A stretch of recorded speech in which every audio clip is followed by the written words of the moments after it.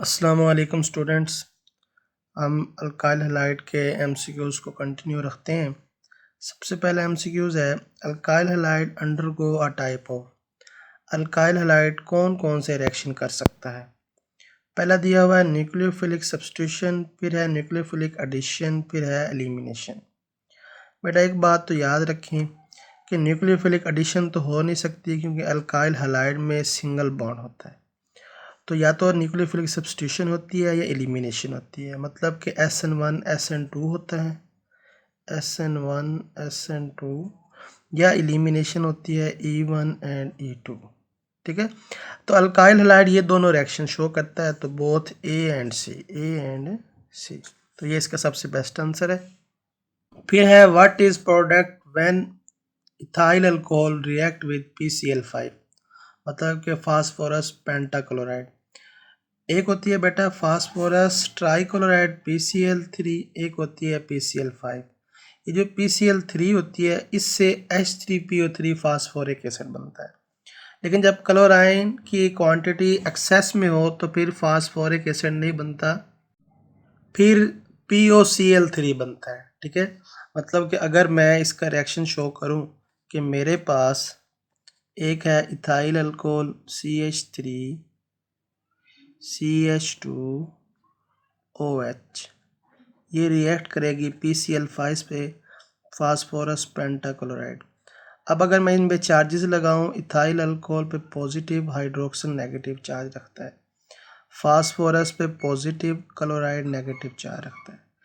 अब ये वाला नेगेटिव अटैक करेगा अल्काइल पॉजिटिव पे, तो ये बेटा बन जाएगा, अगर मैं इसको इधर बनाना चाहूँ, ये बनेगा CH3 CH2 और OH यहाँ से रिमूव होगा तो क्लोरीन जाके अटैच होगी, तो ये इथाइल क्लोराइड बन जाएगा। अच्छा, फिर हमारे पास और क्या बनेगा, फास्फोरस ऑक्सीजन के साथ मिलेगा PO और साथ में यहाँ से 2 और 3 क्लोरीन क्या ले लेगा PCl5 से, तो ये बन जाएगा POCl3। ठीक है, पीछे ए आपके पास कितनी क्लोरीन रहेगी, एक आपने इथाइल को दे दी, 3 आपने फास्फोरस को दे दी, एक रहेगी, एक इधर क्लोरीन रहेगी और एक H, तो ये HCl बन। तो याद रखें जब फास्फोरस पेंटाक्लोराइड अटैच होता है तो POCl3 बनता है। मतलब कि ये इथाइल क्लोराइड POCl3 साथ में HCl, तो ये सारी चीज़ें हमारे पास बन रही हैं, तो ये सबसे बेस्ट आंसर। ठीक है जी। नेक्स्ट है हमारे पास 50% inversion of configuration of molecules take place in a. मतलब 50% इन्वर्जन कहाँ पे होती है बेटा, 50% इन्वर्जन और कन्वर्जन जो होती है ना वो SN1 में होती है। क्योंकि बेटा SN1 में आपके पास टर्शरी आपके पास क्या होती है, क्लोरीन उस कार्बन के साथ है जो फर्दर कितने R के साथ है, 1 2 3, मतलब टर्शरी अल्काइल हैलाइड से होती है SN1। क्योंकि SN1 जो होता है उस पे पहले स्टेप में एक मालिक्यूल होता है और वो मालिक्यूल हमेशा क्या होता है, स्टेबल कार्बोकेटाइन होता है, मतलब टर्शरी अल्काइल हैलाइड होगा। अब ये खुद ब खुद बेटा पहले स्टेप में क्या होता है, ब्रेक हो जाता है, R R और ये क्लोरीन बेटा अलग हो। अब 50% इन्वर्जन और कन्वर्जन की क्या बात है कि सेकंड स्टेप में, ये तो पहला स्टेप था ना, सेकंड स्टेप में आपने ये देखा होगा कि अगर मेरे पास स्ट्रॉन्ग न्यूक्लियोफाइल जाके अटैक करेगा तो वो कहता है कि ये 50% इन्वर्जन भी हो सकती है, 50% कन्वर्जन। मतलब हो सकता है कि जो कार्बोकेटाइन है वो 50% जो है इस साइड से अटैक कर ले, ये हो सकता है वो 50% अगर हाइड्रोक्सिल में इधर बनाऊं वो इधर जाके अटैक कर ले। तो 50% क्या होते हैं, इन्वर्जन भी हो सकती है, कन्वर्जन भी हो सकती है। इधर से अटैक करेगा तो ये इधर इस तरह रोटेट कर जाएंगे, अगर राइट साइड अटैक करेगा तो ये इधर रोटेट। तो 50% क्या होती है, अवेलेबिलिटी होती है किस में, SN1 रिएक्शन में। कि SN1 किसे कहते हैं, ऐसे रिएक्शन इसके पहले स्टेप में 1 मालिक्यूल क्या करे, पार्टिसिपेट करे, और वो 1 मालिक्यूल कौन सा पार्टिसिपेट करता है, जो टर्शरी होता है, जो इजीली क्लोराइड आयन को क्या कर सकता है, डोनेट कर सकता है। तो ये सबसे बेस्ट आंसर है। फिर है what is the shape of carbocation, मतलब ये जो मैंने कार्बोकेटाइन बनाया है इसकी क्या शेप है। बेटा याद रखें कार्बोकेटाइन जो है, ये जो अल्काइल हैलाइड है ये कौन से हाइब्रिडाइजेशन रखते हैं, sp3, मतलब सब में सिंगल बॉन्ड होता है। और sp3 की जो शेप होती है वो याद रखो हमेशा टेट्राहेड्रल होती है। तो ये सबसे बेस्ट आंसर है। sp3 आपने फर्स्ट ईयर में पढ़ा था। और sp3 जो हाइब्रिडाइजेशन होती है, एक s होती हैं और 3p होते हैं, तो 4 ऑर्बिटल हो गए, तो 4 ऑर्बिटल की जो हाइब्रिडाइजेशन होती है याद रखो हमेशा टेट्राहेड्रल होती है। फिर नेक्स्ट है which one is not nucleophile, कौन सा न्यूक्लियोफाइल नहीं है। अच्छा पहले तो हम ये देखते हैं कौन सा है। NH3 नाइट्रोजन हाईली इलेक्ट्रो और बिल्कुल न्यूक्लियोफाइल है। इलेक्ट्रॉन एक्टिविटी इसकी ज़्यादा होती है, जिसकी इलेक्ट्रॉन एक्टिविटी ज़्यादा हो वही न्यूक्लियोफाइल होता है। अब इसमें भी नाइट्रोजन है, ये भी हाईली जो है वो न्यूक्लियोफाइल है, क्योंकि नाइट्रोजन इलेक्ट्रॉन एक्टिविटी इसकी ज़्यादा है। इसमें ऑक्सीजन, इसके पास 2 लोन पेयर हैं, जिसके पास लोन पेयर ज़्यादा होती हैं वही क्या होता है, न्यूक्लियोफाइल होता है। अब इधर आ जाए BH3 में, ये न्यूक्लियोफाइल नहीं है, ठीक है, क्योंकि आपके पास जो बोरॉन है वो कितने इलेक्ट्रॉन रखता है, 5 इलेक्ट्रॉन रखता है, ठीक है। अब इसके पास इलेक्ट्रॉन है 5 इलेक्ट्रॉन, बेटा इसके पास कितने थे, 5, पहले में 2, सेकंड में कितने इलेक्ट्रॉन हुए, 3। अब बोरॉन ने 3 के 3 इलेक्ट्रॉन शेयर कर दिए हैं हाइड्रोजन को। अब इसके पास कोई लोन पेयर नहीं है, आखिरी शेल में 3 इलेक्ट्रॉन थे, 3 के 3 शेयर कर दिए। इसके पास लास्ट शेल में अब इलेक्ट्रॉन नहीं है, इस वजह से ये लोन पेयर ना होने की वजह से ये आपके पास न्यूक्लियोफाइल नहीं कहलाएगा। तो ये आपका बेस्ट आंसर है। फिर है double bond is formed as a result of, बेटा डबल बॉन्ड कहाँ पे बनता है, याद रखो जब आप एलिमिनेशन रिएक्शन करते हैं ना, जब भी आप एलिमिनेशन रिएक्शन करेंगे डबल बॉन्ड बनेगा, मतलब कि अल्कीन बनेगा, ठीक है। और आपको पता है एलिमिनेशन रिएक्शन कौन से होते हैं, E1 एंड E2, जिसमें हम बीटा हाइड्रोजन रिमूव करते हैं। बीटा हाइड्रोजन रिमूव होने से बॉन्ड शिफ्ट होता है 2 कार्बन के दरमियान, तो डबल बॉन्ड बन जाता है, ठीक है। फिर है इन यूनिमॉलिक्यूलर रिएक्शन, यूनिमॉलिक्यूलर का मतलब ये है कि ऐसे रिएक्शन जिसके पहले स्टेप में सिर्फ एक मालिक्यूल हो, द रिएक्शन कंप्लीट इन, तो वो रिएक्शन कितने स्टेप में कंप्लीट होगा, जब पहले स्टेप में सिर्फ एक मालिक्यूल होगा तो जाहिर बात है वो 2 स्टेप में जाकर फिर कंप्लीट होगा, तो कंप्लीट इन 2 स्टेप, मतलब पहले स्टेप में जो होता है अल्काइल हैलाइड टूटता है, और दूसरे स्टेप में जो होता है न्यूक्लियोफाइल फिर अटैक करता है अल्काइल ग्रुप पे, तो इस तरह जाके आपके पास ये रिएक्शन होता है। नेक्स्ट MCQs है the mechanism involve the reaction, मतलब कि ये एक रिएक्शन गिवन है, वो कहता है ये क्या हो रहा है, इसमें क्या SN1 हो रहा है, SN2 हो रहा है, E1 हो रहा है या E2 हो रहा है, मतलब ये हमने बताना है। अब KOH है और यहाँ पे आपके पास है अल्काइल ब्रोमाइड, तो साथ में ये आपके पास C2H4, ये बन रहा है CH2 डबल बॉन्ड CH2, मतलब कि 2 कार्बन है, एक 2 कार्बन है और 4 हाइड्रोजन है, ये देखें 4 हाइड्रोजन, तो इसका मतलब है अल्कीन बन रहा है, ये तो कन्फर्म हो गया कि ये एलिमिनेशन रिएक्शन। अच्छा साथ में KBr बन रहा है और वाटर बन रहा है, ठीक है। हमें इस प्रोडक्ट से पता लग रहा है कि एलिमिनेशन रिएक्शन, लेकिन हमने ये बताना क्या ये E1 है या E2 है। बेटा याद रखो पहले स्टेप में ही आपके पास हैलाइड टूट भी रहा है, ठीक है, मतलब कि एक चीज़ जा रही है और दूसरी चीज़ बन रही है। पहले स्टेप में 2 मालिक्यूल हैं, जब पहले स्टेप में 2 मालिक्यूल पार्टिसिपेट कर रहे हो तो उसे हम क्या कहते हैं, बाई मालिक्यूलर रिएक्शन कहते हैं, और ये आपके पास क्या है, E2 बनेगा, ठीक है। एलिमिनेशन रिएक्शन 2 बनेगा आपके पास, क्योंकि पहले स्टेप में 2 मालिक्यूल है। फिर है next, when carbon dioxide is made to react with ethyl magnesium iodide, मतलब कार्बन डाइऑक्साइड अगर इथाइल C2H5 मैग्नीशियम और साथ में आयोडाइड इसके साथ रिएक्ट करे तो followed by acid hydrolysis the product is formed, तो प्रोडक्ट क्या बनेगा, चलो हम कार्बन डाइऑक्साइड के साथ रिएक्ट करके देखते हैं कि कौन सा प्रोडक्ट बनता है, ठीक है जी। ये बेटा आपके पास अल्काइल पे जो मैग्नीशियम हाईली इलेक्ट्रोपॉजिटिव है, तो अल्काइल पे नेगेटिव और आयोडाइड पे नेगेटिव। इधर कार्बन पॉजिटिव चार्ज रखता है और ऑक्सीजन हाईली इलेक्ट्रोनेगेटिव चार्ज रखती है। ठीक है। अब ये जो अल्काइल ग्रुप है नेगेटिव वाला, ये कार्बन डाइऑक्साइड के पॉजिटिव पे क्या करेगा, अटैक करेगा। तो आगे ये क्या इंफॉर्मेशन बनेगी, C2H5। ठीक है। ये जाके किसके साथ अटैच होगा, कार्बन के साथ। कार्बन के पास टोटल बॉन्ड है 4, 1 2 3 4। एक और बॉन्ड बनेगा तो कार्बन के तो 5 बॉन्ड हो जाएंगे, तो एक बॉन्ड ब्रेक करना पड़ेगा। ये लीजिए, एक बॉन्ड आपका ब्रेक हो गया। और इसके साथ डबल बॉन्ड ऑक्सीजन ये आपने वैसे की वैसे लगा दी। अब इस ऑक्सीजन का बॉन्ड टूटा है, इसके साथ क्या चीज़ जाके लगेगी, ये जो बेटा आपके पास मैग्नीशियम आयोडाइड है ये रह गया, ये इसके साथ जाके क्या हो जाएगा, अटैच हो जाएगा। ये तो पहला स्टेप था। अब सेकंड स्टेप में आपने किसके साथ रिएक्ट करवाना होता है, वाटर के साथ।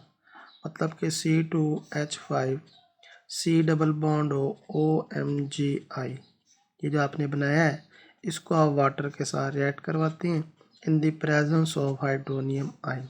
ठीक है, हाइड्रोनियम आयन की मौजूदगी में। तो आप देखते हैं ये क्या चीज़ बनती है। ऑक्सीजन पे नेगेटिव चार्ज होता है, ये नेगेटिव वाला वाटर के पॉजिटिव से अटैक करेगा। तो इसका मतलब मुझे ये लग रहा है कि ये हमारे पास एसिड बनने जा रहा है। ये ऑक्सीजन बनेगा, इसके साथ अटैच हो जाएगा तो हाइड्रोजन के साथ, तो ये आपके पास एसिड बन गया। कौन सा एसिड बना, कितनी कार्बन वाला, 1 और 2, ये 3 कार्बन है। तो 3 कार्बन वाले एसिड को आप क्या कहते हैं, प्रोपेनोइक एसिड। तो ये आपके पास सबसे बेस्ट ऑप्शन है। बाकी MgI किधर गया, वो OH के साथ मिल जाएगा जो यहाँ से बॉन्ड टूटेगा। तो MgI और ये OH। तो कार्बन डाइऑक्साइड के साथ जब भी रिएक्ट करेंगे तो एसिड बनेगा। एसिड की निशानी ये होती है C डबल बॉन्ड OH। अब ये C डबल बॉन्ड OH बना है, लेकिन इधर अल्काइल है वो 2 कार्बन वाला है। तो कार्बोनाइल की कार्बन और 2 ये कार्बन, टोटल 3 कार्बन हो गई। तो ये कितना एसिड बना, प्रोपेनोइक एसिड बना। ठीक है जी। फिर है Grignard reagent is reactive due to. Grignard reagent किसकी वजह से रिएक्टिव होता है। अब पहले तो ग्रिग्नॉर्ड रिएजेंट पता हो, alkyl magnesium halide. Alkyl highly electropositive होता है क्योंकि ये बेटा आपके पास अल्कलाइन अर्थ मेटल है, मेटल पे पॉजिटिव चार्ज होता है। अच्छा, फिर अगर ये पॉजिटिव है तो दोनों इसके ऑपोजिट नेगेटिव लगे हुए हैं। ठीक है। अब कहता है ये किस वजह से रिएक्टिव है। The presence of halogen atom क्या इसकी वजह से रिएक्टिव है। The presence of magnesium atom क्या इसकी वजह से रिएक्टिव है। The polarity of carbon hydrogen magnesium bond क्या इसकी वजह से वो पोलर है। तो बेटा याद रखो, बिल्कुल अल्काइल और मैग्नीशियम में पोलैरिटी है, पोलैरिटी होने की वजह से ये रिएक्टिव है। पोलैरिटी किसके लिहाज से होती है बेटा, जब हाईली इलेक्ट्रोनेगेटिव डिफरेंस हो। अब आर के अंदर, अल्काइल के अंदर कार्बन होती है, वो कार्बन और मैग्नीशियम इनकी जो इलेक्ट्रोनेगेटिविटी डिफरेंस है वो ज़्यादा है। जितना ज़्यादा होगा वो उतने क्या होंगे, आपके पास पोलर होंगे। इस वजह से आर मोस्टली क्या करता है, अटैक करता है। जिस तरह अल्काइल ग्रुप ने कार्बन पे क्या किया था, अटैक किया था। तो ये सबसे बेस्ट आंसर है, the polarity of carbon magnesium bond. Next है, which one of the following reactants will be required. कौन कौन से रिएक्टेंट्स रिक्वायर्ड होंगे to form straight chain alcohol. अगर मैंने स्ट्रेट चेन अल्कोहल बनानी है, मतलब कि प्राइमरी अल्कोहल बनानी है, प्राइमरी अल्कोहल, तो अल्कोहल बाय यूजिंग ग्रिग्नॉर्ड, मतलब रिएजेंट, ग्रिग्नॉर्ड रिएजेंट के साथ अगर मैं फॉर्मेल्डिहाइड के साथ अटैक करूं तो कैसी आपके पास अल्कोहल बने, क्या स्ट्रेट चेन बनेगी, क्या प्राइमरी बनेगी। हाँ जी, प्राइमरी इस वजह से बनेगी कि फॉर्मेल्डिहाइड के पास बेटा एक कार्बन है और ग्रिग्नॉर्ड रिएजेंट की एक कार्बन आके अटैक करेगी तो आपके पास प्राइमरी बनेगी। केटोन, केटोन में बेटा कितनी कार्बन होती हैं, टोटल 3 कार्बन होती हैं। ठीक है, केटोन वाला बना लेते हैं। मेरे पास ग्रिग्नॉर्ड रिएजेंट है, मैं इधर CH3 ले लेता हूँ और Mg CH3 Mg, साथ में मैंने ले लिया Br। मैं केटोन के साथ रिएक्ट करवाने जा रहा हूँ, CH3 C डबल बॉन्ड और CH3। अब ये CH3 अटैक करेगा इस कार्बन पे तो ये बन जाएगा CH3, ये इसके साथ लगेगा कार्बन के साथ, कार्बन का डबल बॉन्ड टूट जाएगा, सिंगल रह जाएगा और इसके पास ऑलरेडी 2 CH3। अच्छा जी, MgBr पे किसके साथ लगेगा, इसके साथ MgBr। अच्छा, इसके पास तो इसका मतलब ये है कि टर्शरी बन रही है। अगर मैं नेक्स्ट टाइम वाटर के साथ in the presence of react करवाता हूँ हाइड्रोनियम, तो ये नेगेटिव वाला इस पॉजिटिव पे अटैक करेगा, तो इससे तो हमारे पास प्राइमरी नहीं मिलती, इससे हमारे पास बेटा हमेशा क्या मिलती है, टर्शरी मिलती है। ये देखिए टर्शरी किस तरह OH उस कार्बन के साथ है जो फर्दर कितनी कार्बन के साथ है, 3 के साथ, 1 2 3। तो केटोन से आपके पास मिलती है टर्शरी। फॉर्मेल्डिहाइड के पास, अब ये अल्काइल मैग्नीशियम हैलाइड रिएक्ट करेगा ना, फॉर्मेल्डिहाइड के पास बेटा कितनी कार्बन होती है, ये फॉर्मेल्डिहाइड है, ठीक है, इसके पास 1 कार्बन है, तो एक आपके पास ग्रिग्नॉर्ड एजेंट की और इसकी कार्बन, तो प्राइमरी बनेगी। अच्छा, इथाइलिन एपॉक्साइड से हमने बना के देखने, तो इथाइलिन एपॉक्साइड से हम बना के देखते हैं, थोड़ा सा रफ काम करते हैं इधर।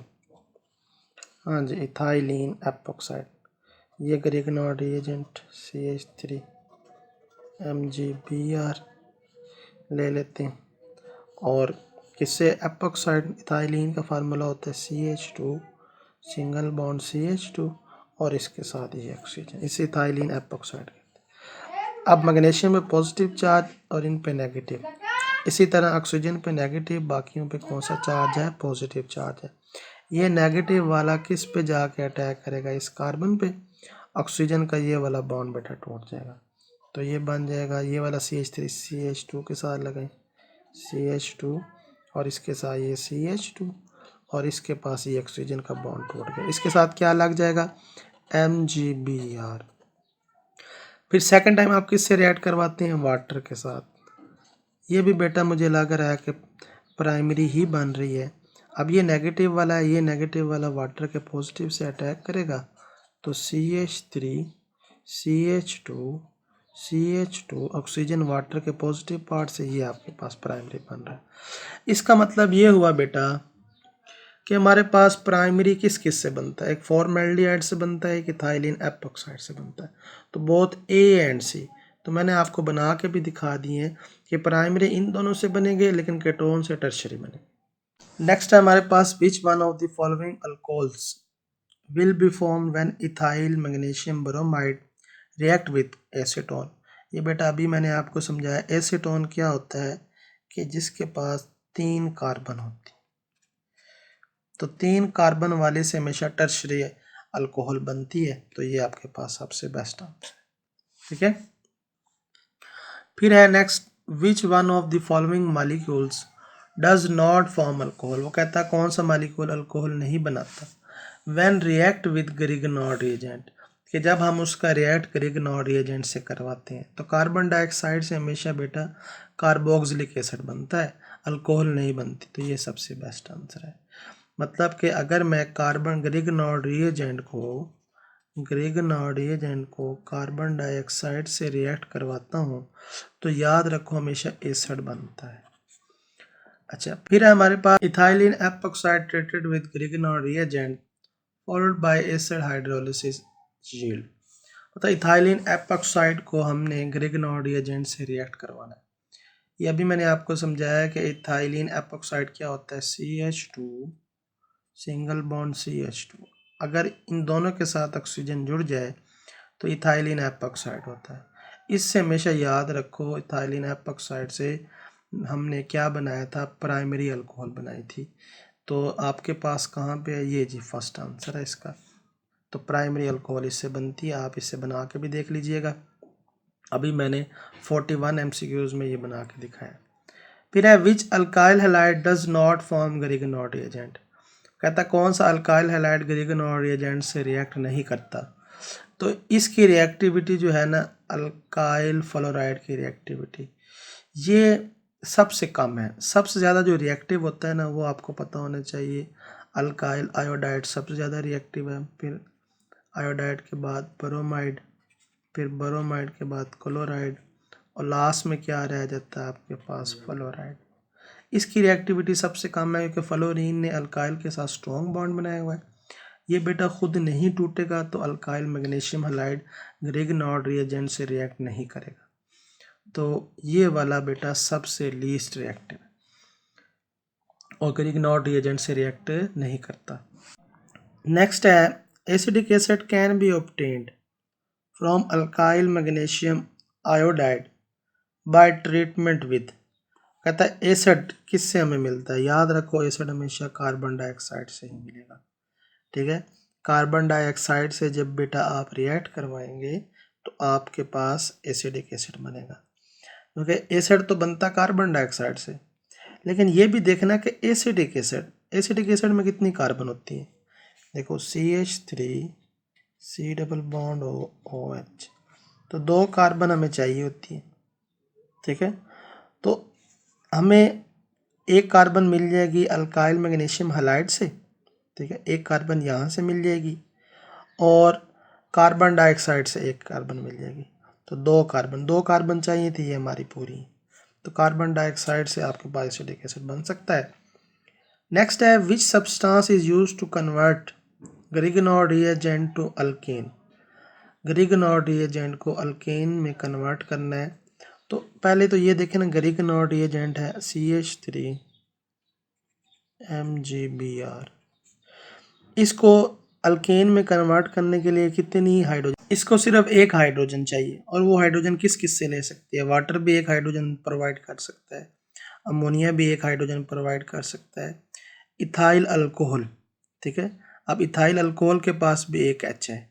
इथाइल अल्कोहल क्या होता है C2H5OH, तो इधर से भी हाइड्रोजन मिल सकती है। ठीक है, तो हाइड्रोजन प्रोवाइड करने के लिए सारे अवेलेबल हैं, जिससे ये अल्केन में चेंज हो सकती है। अल्केन में चेंज होने के लिए CH3 और एक H और मिलेगा तो ये CH4 बन जाएगी। तो ऑल ऑफ दीज। फिर है which of the following is good nucleophile. बेटा आयोडाइड जो है ना वो गुड लिविंग भी होता है और गुड अटैकिंग भी होता है, ये सबसे बेस्ट है। नेक्स्ट है the pathway through which reactants are converted to product. Reactants product में कन्वर्ट हो रहे होते हैं, और पाथवे को जिस तरह वो कन्वर्ट हो रहे होते हैं उस स्टेप्स को हम क्या कहते हैं, मैकेनिज्म कहते हैं।